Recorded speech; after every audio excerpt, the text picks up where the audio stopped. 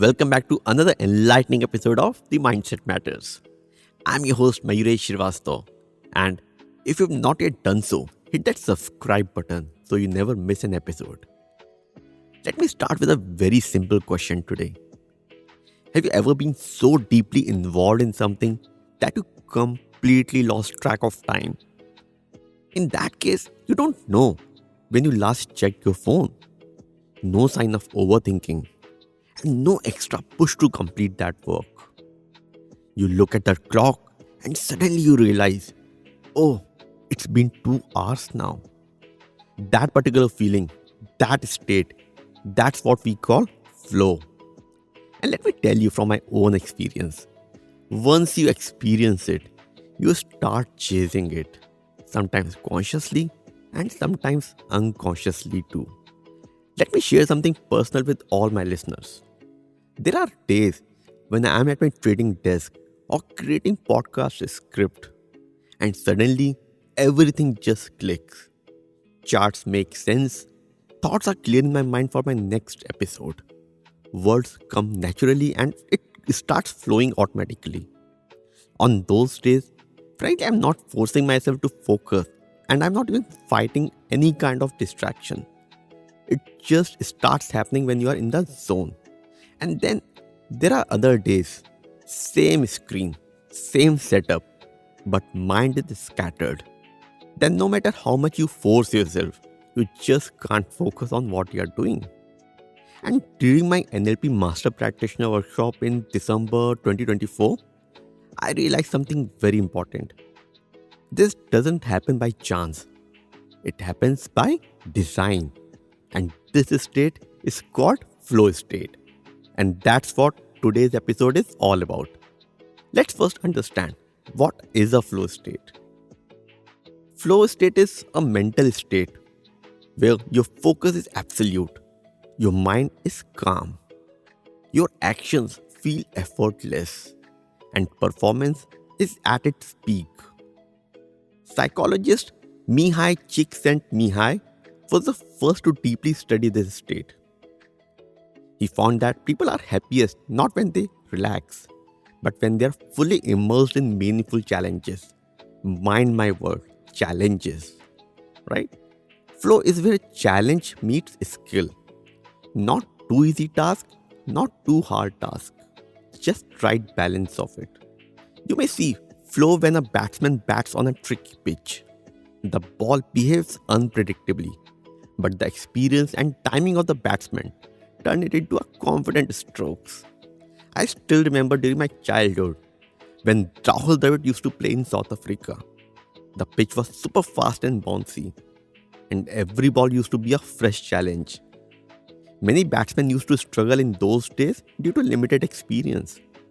Nowadays, things are little different due to the number of matches we play and facing similar bowlers in the IPL. So, some kind of familiarity is there, but those days, things were pretty different. Like the challenge was real. The pressure which they were undergoing, that was real. But Dravid didn't panic and played some fabulous innings by maintaining his composure. Overall, his experience and skill worked with the challenge and not against it. You might have seen artists painting the canvas and the world fades away from their eyes. Like their brush moves seamlessly, ideas flow, and hours pass like minutes. That's what being in a flow feels like. Not the absence of difficulty. In fact, difficulties show that you are rising beyond your comfort zone. In flow state, our experience, focus, and abilities rise to meet the challenge, to handle it. And effort slowly turns into rhythm. Flow is not just about doing more work. When you are in flow state, it impacts so many areas of your life. Your confidence increases. Your creativity starts flowing naturally. You learn faster. You feel more emotionally stable. And the best part is, it even adds to your overall happiness level. When you are in flow, it doesn't just feel good. Research shows that when you enter the flow state, your brain releases certain chemicals. And it definitely supports what we just spoke about with respect to the confidence and the happiness. The first one is dopamine, which increases your motivation level and helps you stay in a flow state. Second one is norepinephrine. It's the hormone which helps with focus. So distractions automatically starts fading away and you stay present in the present moment. The third one is endorphins. These are your feel good chemicals which reduce stress and make the experience enjoyable and keeps you light. And the fourth one is anandamide. This one is linked with creative insight, helping you see new ideas and patterns. And you know what? The name Anandamide is derived from the Sanskrit word Anand, meaning joy, bliss, and delight, which reflects the chemical's role as a neurotransmitter in the brain.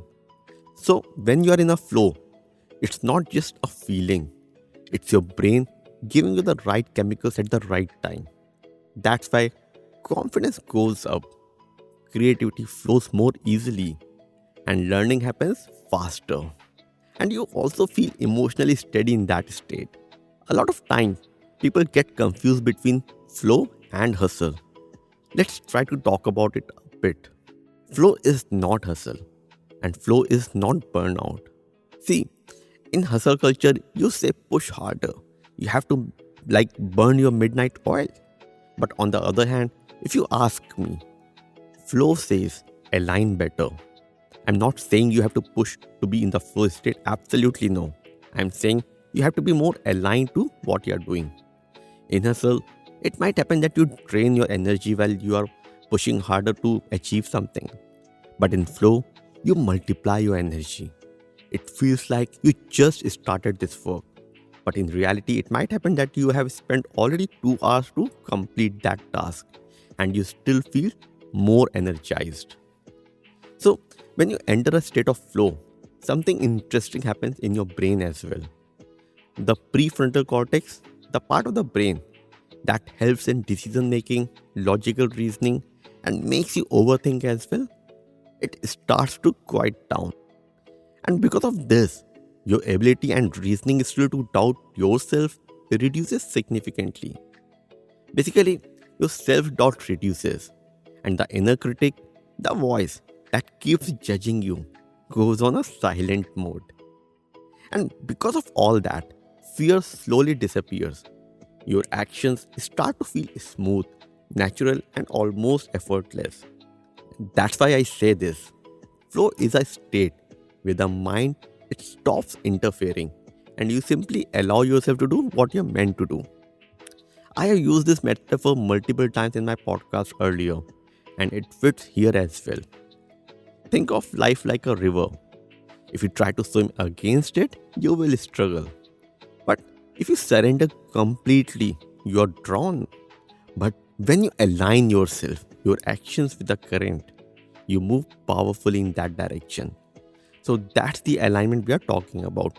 The alignment of your skill, experience, and challenges. And that's how we create the flow state. Now the question comes, how to get into the flow state? How to experience in your life completely and fully? To experience the flow state, first you need to be extremely clear about your goals. Because flow needs clarity. Before starting anything, ask yourself, what exactly am I doing for the next 30 to 60 minutes? Vague goals kill the flow state. Specific goals invite it. Because when you are vague, your mind starts wandering and you can't focus on a particular task. So clarity is power. Now let's talk about something very practical. And that's our second point, distractions. These days we talk about distractions in different ways, in different forms. Whether it's social media, WhatsApp messages, email notifications, or just the habit of checking our phone every few minutes. If you want to experience flow, you have to protect your depth. And when I say protect your depth, what I mean basically, give your mind the space to stay with one thing at a time, to actually go to deep state.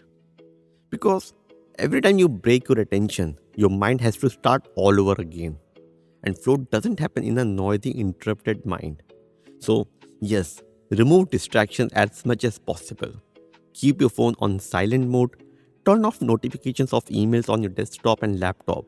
And focus on just one task at a time.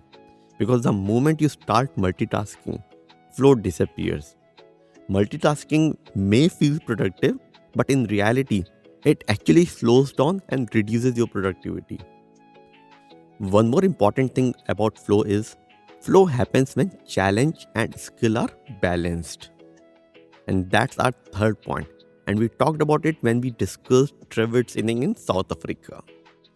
If a task is too easy, you get bored. Your mind switches off. You might become complacent as well.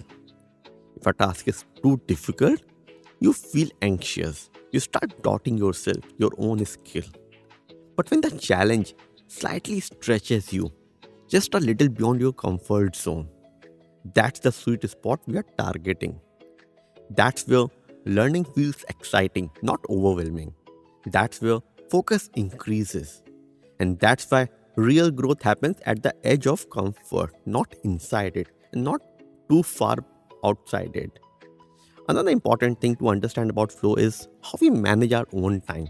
And that's the fourth point. See, flow doesn't work with endless hours. It works best with clear block of time. Ideally, 45 to 90 minutes of deep focus is enough. You don't need whole day marathons where you just need to focus on one thing to complete it. You don't need it actually. You can even use techniques like Pomodoro, where you work in focused time blocks and then take short breaks. We have already explained Pomodoro in one of our shorts, and I'll share the link in the description below if you want to explore it further. One thing is very important for us to understand. Rest is not optional. After a flow session, recovery is essential. Because recovery is what sustains performance. We're not here to perform on a particular day. We are here to perform in a sustainable manner. And that's where recovery comes into the picture. Right? You need to remain consistent with your performance. That's the target. I personally notice for myself that on days when I wake up late or start scrolling early or jump straight into trading, flow never comes to me. But on days when I follow a simple morning ritual, my yoga practice, meditation sessions, and bringing structure to my day by setting a clear intention about what I want to achieve, flow starts coming naturally. So now that we understand that what it takes to enter a flow state, let's also look at the very real challenges we need to avoid. Because flow is easily blocked by constant notifications, mental clutter, over planning, lack of rest, and most importantly, fear. Fear pulls our attention into a future, while flow can exist only in the present moment. So you have to present in the current moment. Now let's talk about how you can invite flow into your daily life. Nothing complicated, just a small daily habit done consistently, right? So start your day without looking at a screen for the first 20 minutes. Let your mind wake up naturally. Do your hardest task first, when your energy and focus are highest. Create a simple flow ritual. Same place, same time, same setup. So your brain knows it's time to enter the flow state. It's time to focus on this particular activity. And your work before you are tired. Because flow fades when you are drained and when your energy is completely down. So try to enter the flow state in the first half of the day so that you remain more energized and you can do that work in a better way. And most importantly, protect your sleep. Flow begins with a rested mind. Remember this, flow doesn't come from intensity or pushing harder, as I said earlier. Flow is invited by consistency. Let me say this very clearly. You don't find flow, you create the conditions for it. And you already know what all it takes to enter that flow state. What are the challenges which are there in your life which you can avoid. So you have to create those conditions in your life so you can experience it on a consistent basis. Before we close today's episode, I want you to reflect on one simple question. When was the last time you were so deeply absorbed in something that you forgot the noise, forgot the clock, and even forgot yourself? That moment wasn't luck, it wasn't talent, and it definitely wasn't a hustle. It was an alignment between your skills and the challenge in front of you, alignment between your attention and the present moment, and it could be alignment between your energy and what truly mattered to you. That's why some days feel effortless and others feel heavy, forced, and training as well. Flow was present on some days and missing on others. It might happen, but you have to be consistent in your effort to create those conditions in your life. And here's the most important thing to remember: you don't find flow, you don't chase it, you create the conditions for it. So, this week, try something simple. Choose one meaningful activity, create a clear, distraction free block for it. Enter it with clarity, not pressure. And just observe how you feel before, during, and after. No force, no hustling, just presence. And I bet you will be more energized. Because when your mind stops interfering, effort turns into rhythm and struggles quietly transform into flow. Thank you for spending this time with me on Mindset Matters. If this episode resonated with you, share it with someone who feels stuck, overwhelmed, or constantly pushing themselves. Maybe they don't need to work harder. Maybe they just need to work in alignment. Because when your mind aligns, life doesn't feel like a struggle. It starts to flow like a river. And as always, keep listening, keep reflecting, and keep creating the right conditions within your mind. Because your mindset truly matters. Thank you.